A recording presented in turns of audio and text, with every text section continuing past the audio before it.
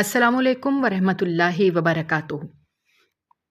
मेरी शादी में 1 साल बाकी था, लेकिन एक दिन मेरी सास आई और रोते हुए कहने लगी, मैं मरने वाली हूँ, मेरी आखिरी ख्वाहिश है कि मेरे बेटे की शादी बस जल्दी से हो जाए।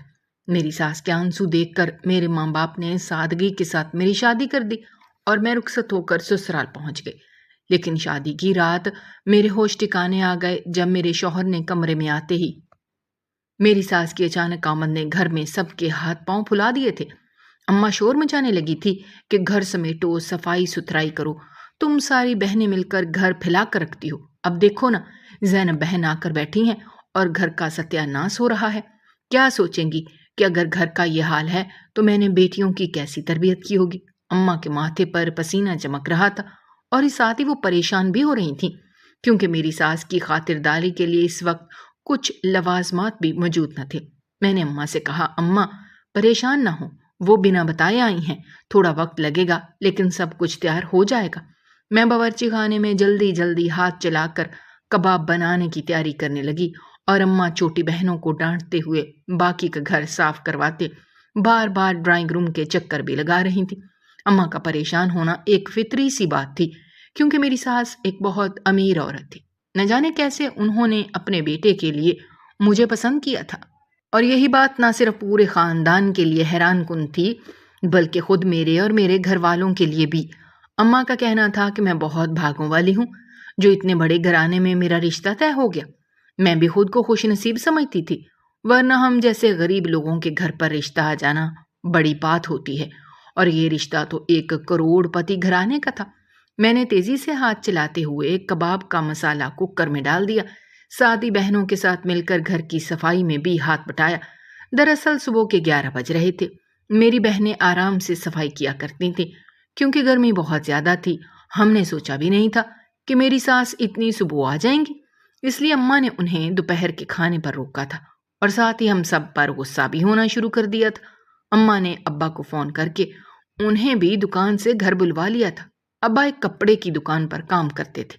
अम्मा का फोन सुनते ही वो भी दौड़े चले आए थे और बेइंतहा परेशान नजर आ रहे थे।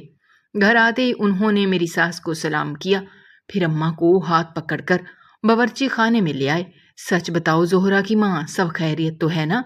ये ज़ैनब बहन इतनी अचानक आई हैं, कहीं कोई गड़बड़ तो नहीं? अब्बा का हाल बुरा हो रहा था। अब्बा तो अम्मा को भी फिक्र सताई।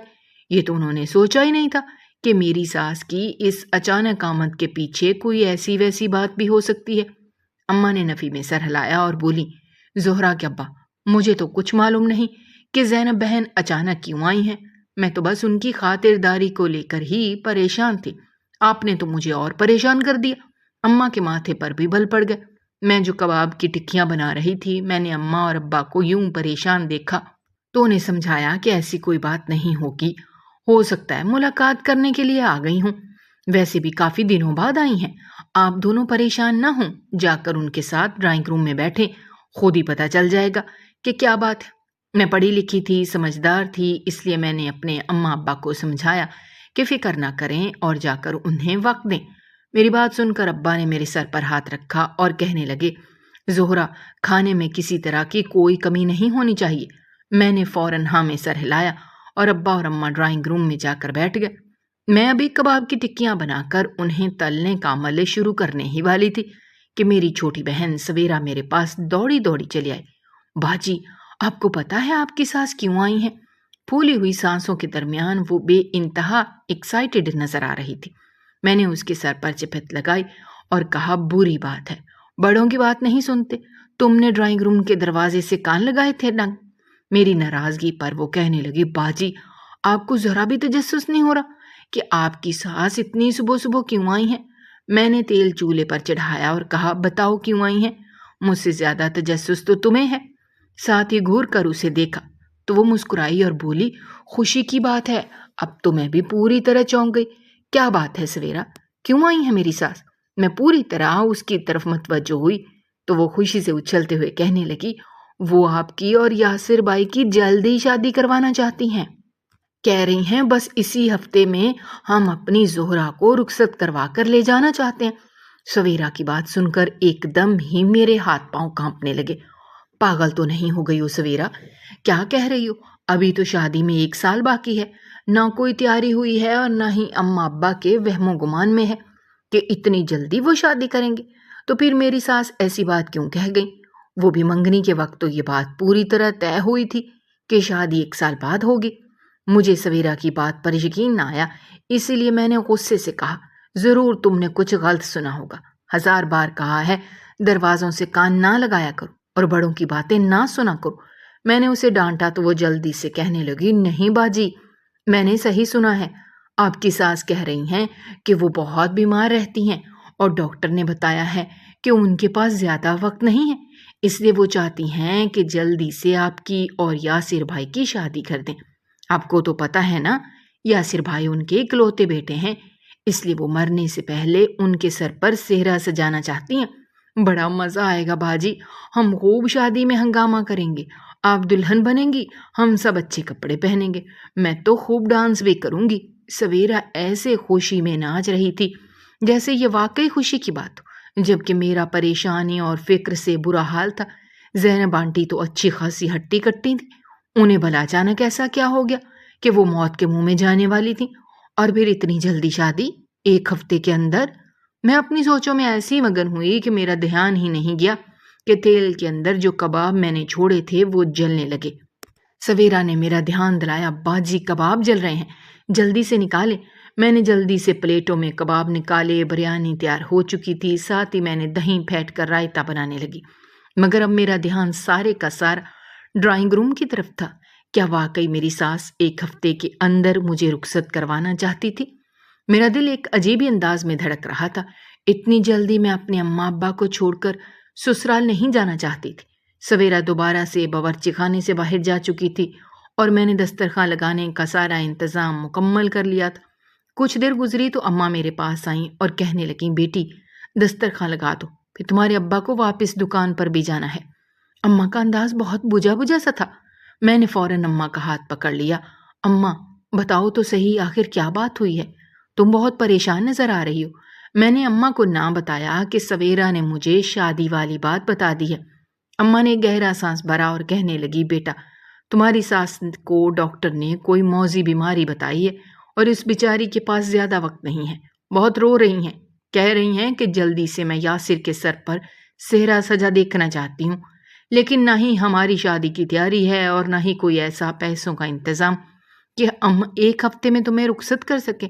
مگر تمہاری ساس بضد ہے کہ وہ سادگی سے تمہیں رخصت کروانا چاہتی ہے۔ ابھی 1 مہینہ پہلے ہی تو ہم نے تمہاری دھوم دھام سے منگنی کی ہے، اب ہمارے پاس بھلا پیسے کہاں سے آئیں گے؟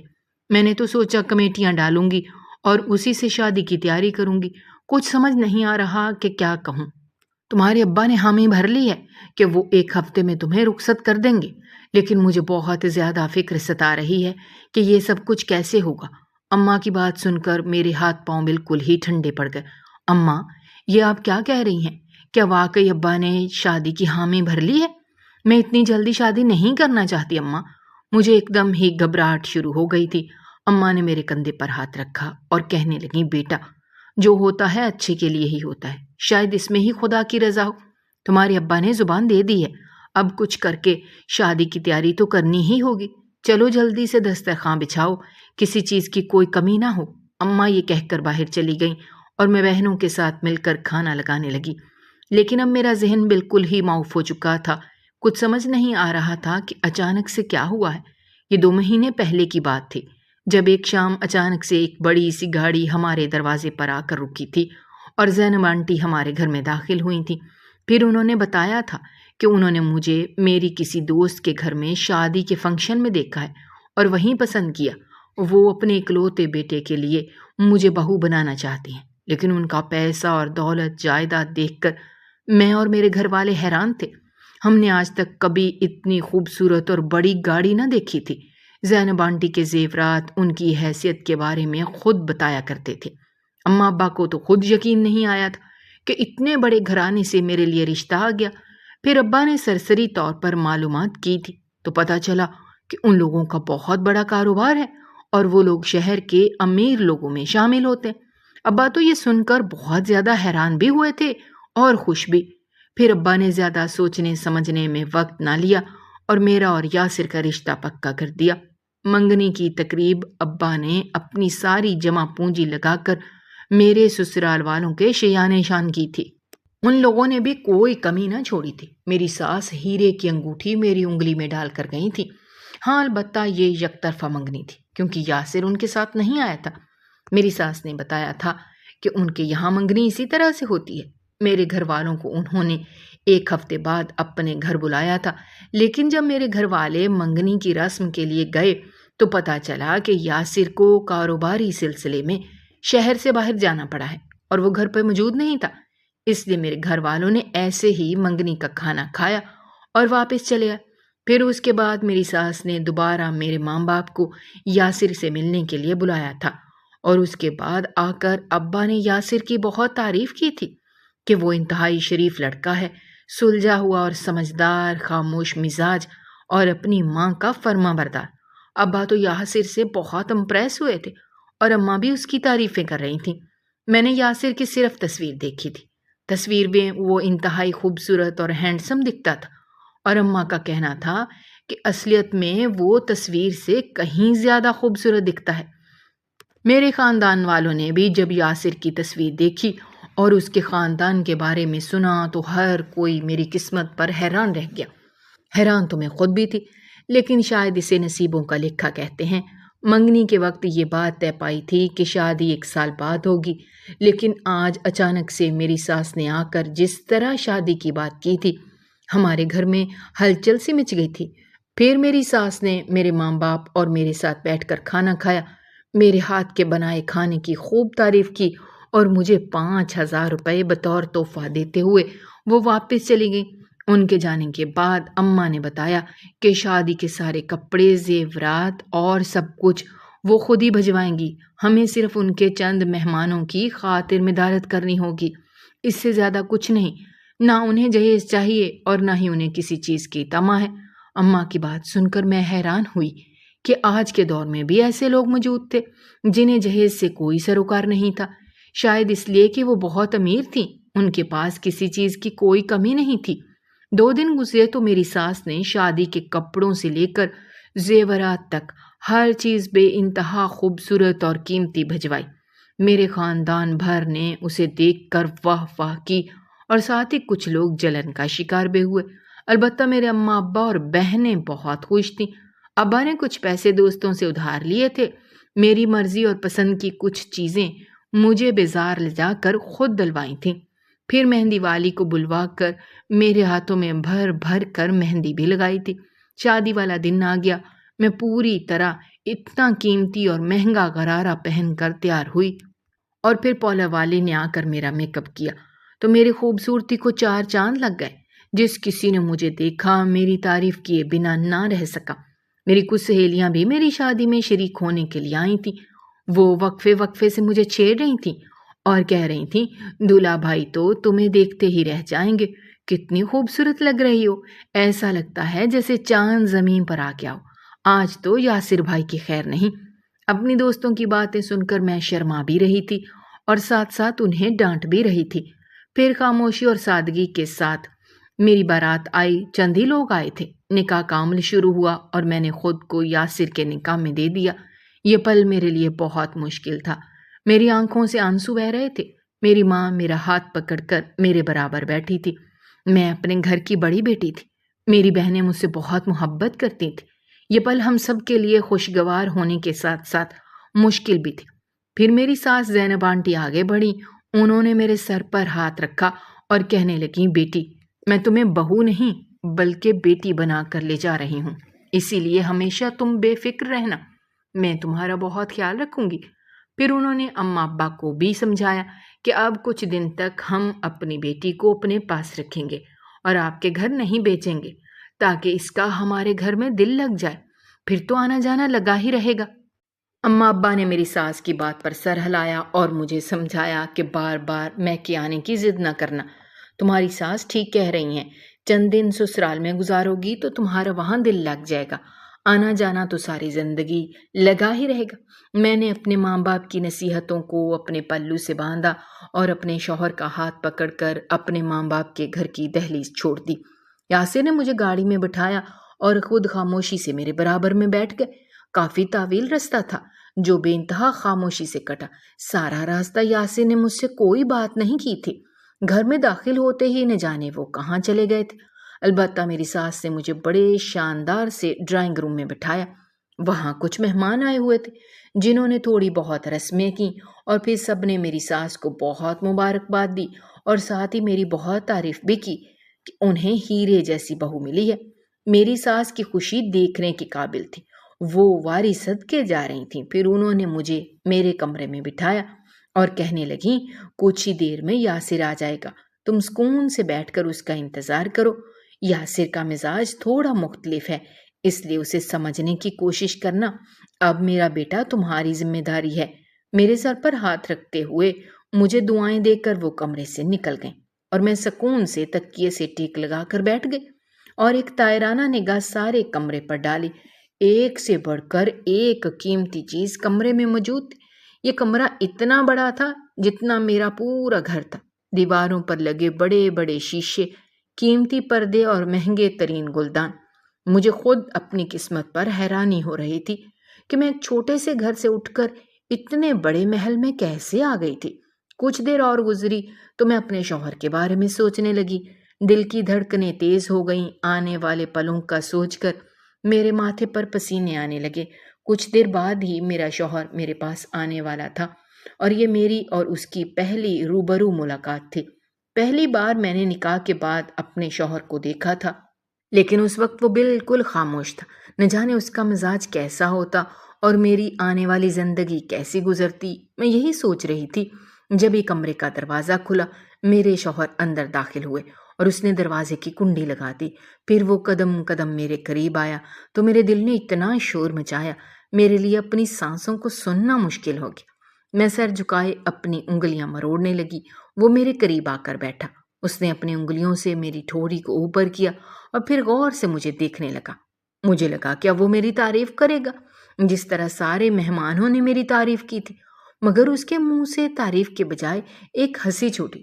وہ اتنی زور سے ہنسا کہ میں پوری طرح دہل گئی۔ پھر وہ تالیاں بجانے لگا۔ زہرا، تم تو بہت پیاری ہو، اماں ٹھیک کہتی تھیں، وہ میرے لیے گڑیا لائی ہیں، گڑیا، اب میں تم سے خوب کھیلوں گا۔ یہ کہہ کر اس نے میرے دوپٹے کو اتنی زور سے کھینچا کہ میرا دوپٹہ جو پینوں کے ذریعے میرے بالوں میں پھنسا ہوا تھا وہ پوری طرح میرے بالوں کو کھینچتا ہوا نکلا اور میرے حلق سے چیخ برآمد ہوئی۔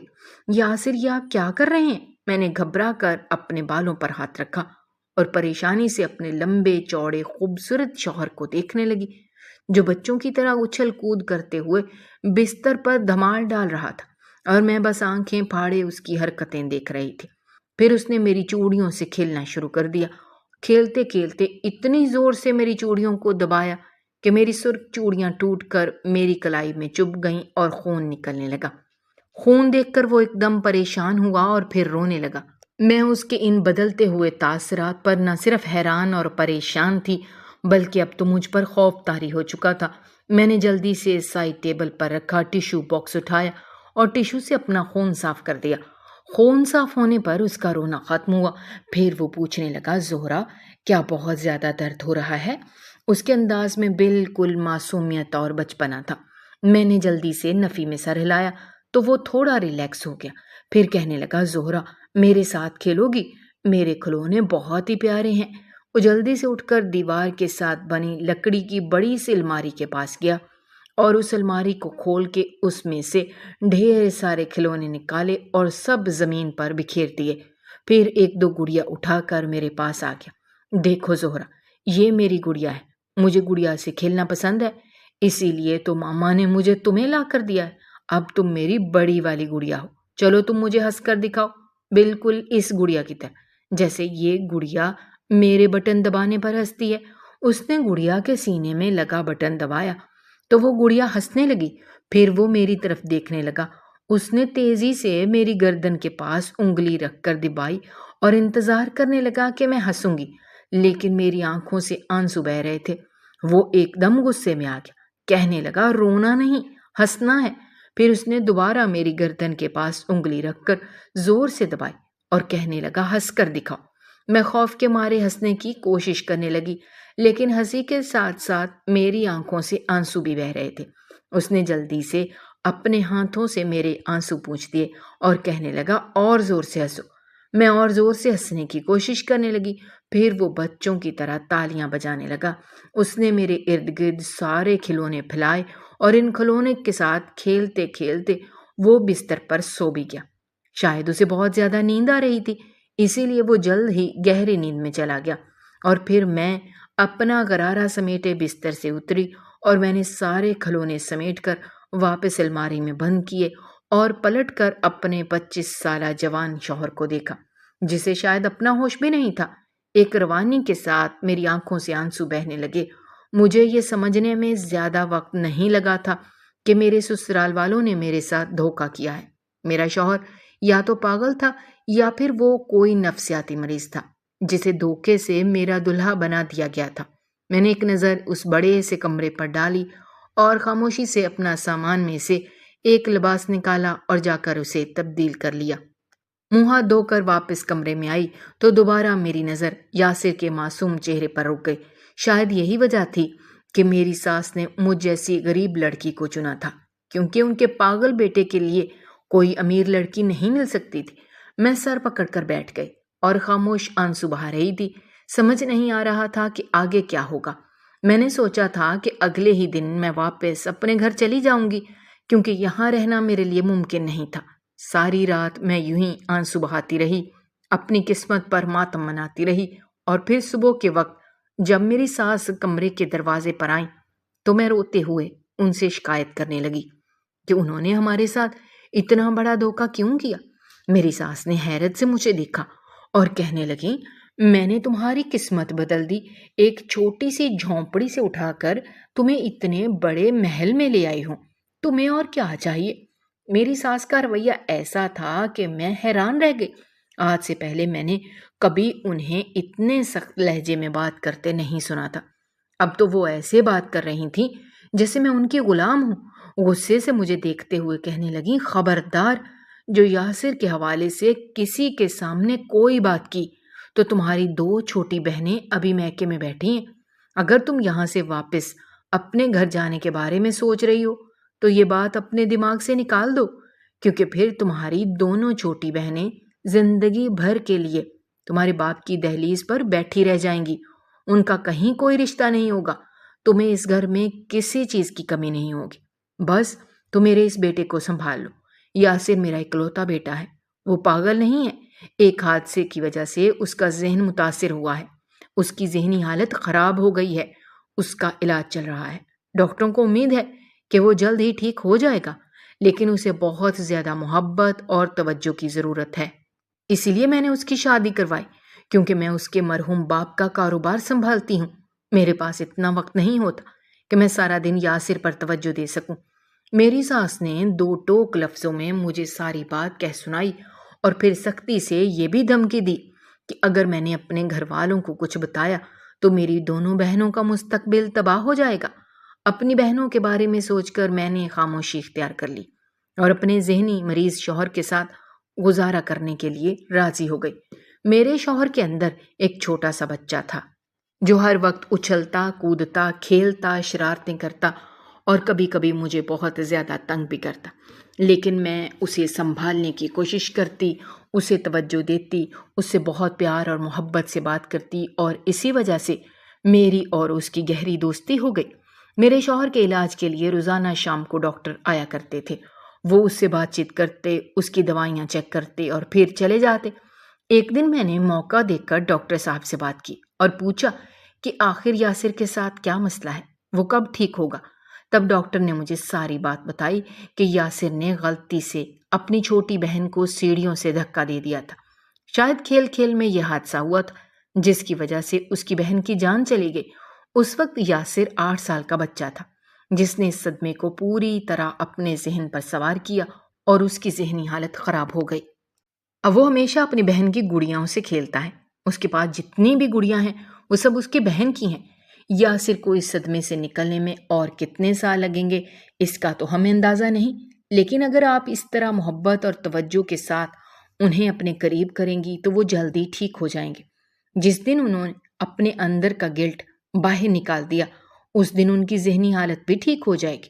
ڈاکٹر نے مجھے ساری بات تفصیل سے بتا کر یاسر کا بہت خیال رکھنے کی تاکید کی، اور اس دن کے بعد سے میں یاسر کے بہت زیادہ قریب ہو گئی۔ ہر وقت یاسر کو اپنے پاس رکھتی، اس سے باتیں کرتی، اس کے ساتھ کھیلتی کودتی۔ وہ میرا شوہر نہیں بلکہ میرا دوست تھا۔ میرے اور اس کے درمیان کوئی ازدواجی تعلق کبھی قائم نہیں ہو سکا تھا۔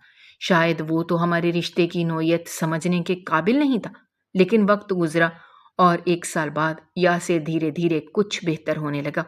وہ اپنے دل کی باتیں مجھ سے کہتا، اور پھر آہستہ ہی آہستہ آہستہ اس نے اپنی بہن کی موت کے صدمے کو میرے ساتھ شیئر کیا، جس کی وجہ سے اس کا ذہن تھوڑا ہلکا ہوا اور وہ نارمل زندگی کی طرف لوٹنے لگا۔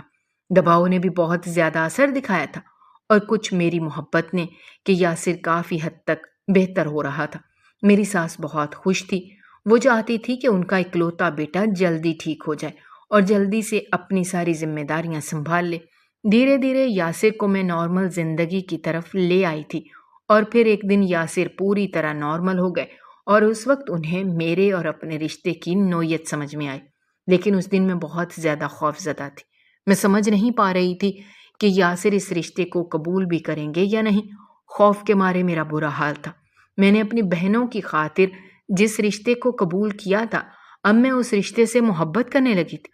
میں نے پوری سچائی اور ایمانداری کے ساتھ اپنے اس رشتے کو نبھایا تھا۔ شاید یہی وجہ تھی کہ میرا شوہر 2 سال کے اندر بالکل ٹھیک ہو گیا۔ میں نے خاموشی سے اپنا سامان سمیٹ لیا تھا اور بس اپنے شوہر کے فیصلے کی منتظر تھی، جو اپنی مما کے ساتھ پہلے دن آفس گیا تھا۔ شام کو جب وہ لوٹا اور مجھے خاموش پایا تو کہنے لگا، زہرا کیا ہوا ہے؟ میں نے یاسر سے کہا، یہ رشتہ آپ پر زبردستی مسلط کیا گیا، اب آپ کی مرضی ہے، آپ چاہیں تو اس رشتے کو قبول کریں یا پھر نہیں۔ یاسر نے میری آنکھوں میں آنسو دیکھے تو مجھے سینے سے لگا لیا اور کہنے لگے، تم پہلے میری دوست ہو، پھر میری محبت اور پھر بیوی۔ یہ سارے رشتے مجھے عزیز ہیں۔ میں تمہیں ایک پل کے لیے بھی اپنی نظروں سے اوجھل نہیں کر سکتا۔ خود سے دور کرنا تو بہت دور کی بات ہے۔ تم وہی لڑکی ہو جس کی وجہ سے میں دوبارہ نارمل زندگی کی طرف لوٹا ہوں۔ یہ سب تمہاری محبت اور خلوص نیت کا نتیجہ ہے۔ میرے شوہر نے مجھے سینے سے لگا کر ہمیشہ کے لیے اپنا لیا تھا، اور ساتھ ہی میرے گھر والوں کا خیال رکھنا بھی شروع کر دیا تھا۔ یاسر نے خود میری دونوں بہنوں کی شادیاں بہت اچھے گھرانوں میں کروا دیں، اور ہم ساری بہنیں اپنے گھروں میں خوشحال زندگی گزارنے لگی۔ میں نے خدا کا لاکھ شکر ادا کیا کہ میں نے جذبات اور جلد بازی میں آ کر کوئی غلط فیصلہ نہیں کیا، اور آج میں اپنے گھر اور اپنی زندگی میں سرخرو ہوں۔ ناظرین، ہماری آج کی یہ کہانی آپ کو کیسی لگی؟ کمنٹ باکس میں اپنی رائے کا اظہار کرنا مت بھولیے گا، اور اگر آپ ہمارے چینل پر نئے ہیں تو چینل کو سبسکرائب کرنا بھی مت بھولیے گا۔ شکریہ۔ اللہ حافظ۔